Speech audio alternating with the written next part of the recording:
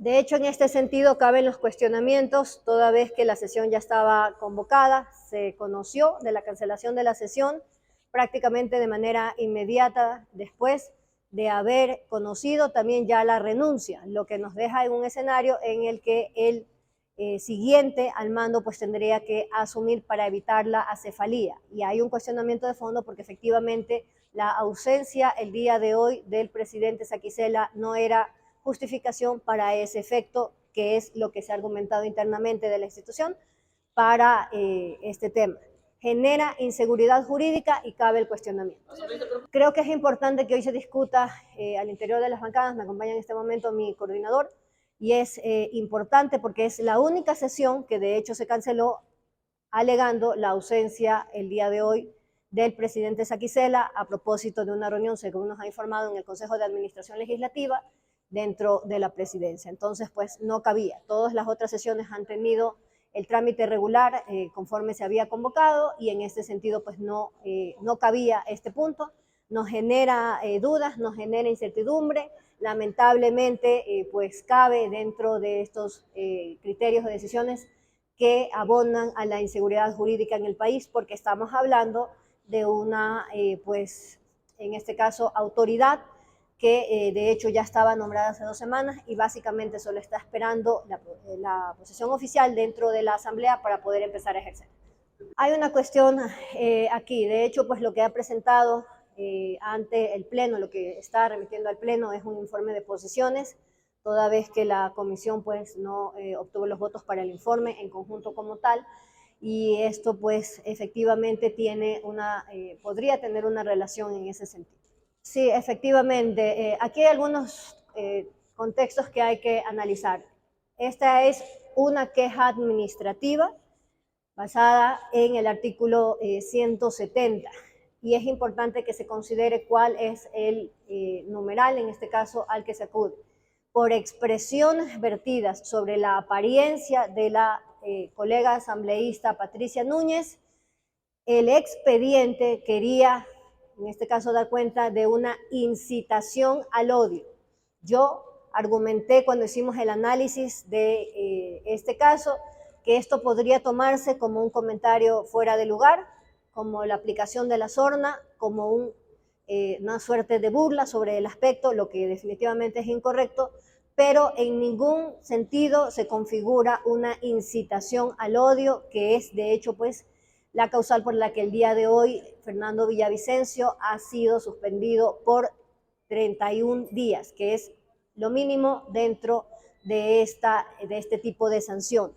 Y de hecho, tengo que comentar con respecto a la reunión del Consejo de Administración Legislativa, que tanto el asambleísta Esteban Torres como el asambleísta Darwin Pereira hicieron las consultas respectivas porque en efecto encontraban una incorrección dentro de las expresiones del asambleísta Villavicencio. Sin embargo, no consideraban inicialmente proporcional una sanción de 31 días, ya que anteriormente el Consejo de Administración Legislativa había tramitado este tipo de quejas como faltas leves, es decir, como expresiones que dentro de la relación entre parlamentarios pues no caben, pero en este sentido pues ellos, quienes proponen en este caso la queja, particularmente la asambleísta Núñez, alega que ha sido incitado el odio y no se configura en ese sentido. Por lo tanto, yo me abstuve, el resto de los asambleístas presentes votaron a favor, a pesar de la alegación que acabo de referir de los otros 2 colegas. Asambleísta, entonces básicamente la sanción es por haberla comparado a la asambleísta Núñez con un personaje de Betty la Fea. Efectivamente, esa es la sanción con la que se pretendió sostener que había una incitación al odio por expresiones sobre su apariencia. Que no es el único proceso que presentó Patricia Núñez contra el asambleísta Villavicencio. Hay varios procesos más y con sanciones por 3 quejas administrativas, un asambleísta se juega su permanencia dentro del pleno. Significa que aquí hay una intención deliberada de retirar al asambleísta Villavicencio, que más allá de cualquier diferencia que podamos tener con él, en realidad pues no tendría ningún sentido por las investigaciones que haya hecho antes o después de ejercer como legislador, que pues sufrir una persecución de esa naturaleza. ¿Son quejas que ya trataron? Son quejas que están en trámite. Esta es la primera el día de hoy. ¿Y todas de unas? Así es. Entonces, asambleísta, pero Villavicencio dice que va a presentar una acción de protección. Eso... Le asiste como ciudadano las herramientas que lo faculta la Constitución para poder defenderse de lo que puede verse en este instante, que no es una queja únicamente para sentar un precedente con respecto al comportamiento adecuado del legislador, sino una intención de fondo de retirarlo del pleno de la Asamblea. Muy amable. Bueno, lo importante es que nosotros consideramos que el informe de la comisión es claro, existen responsabilidades en este punto sobre los 7 consejeros, vamos a evaluar con los miembros de la comisión justamente cuál va a ser nuestra posición, pero de mantenerse y respaldar el informe como ellos lo han hecho, en este sentido sería votar a favor de la destitución de los 7 miembros del Consejo de Participación Ciudadana y Control Social.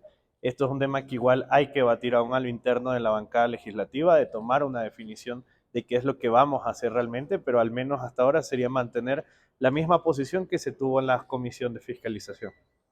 Bueno, la ley es sumamente clara en función de eso. Una vez que eres censurado por parte de un juicio político, tienes impedimento de ejercer cualquier cargo público por 2 años. Por lo tanto, si bien tienen el derecho a ser candidatos, no deja de lado el que una destitución por parte de la Asamblea Nacional establece responsabilidades políticas en función de ello y efectivamente no podrían ejercer los cargos al momento de resultar electos, este fuese el caso en el momento de la elección.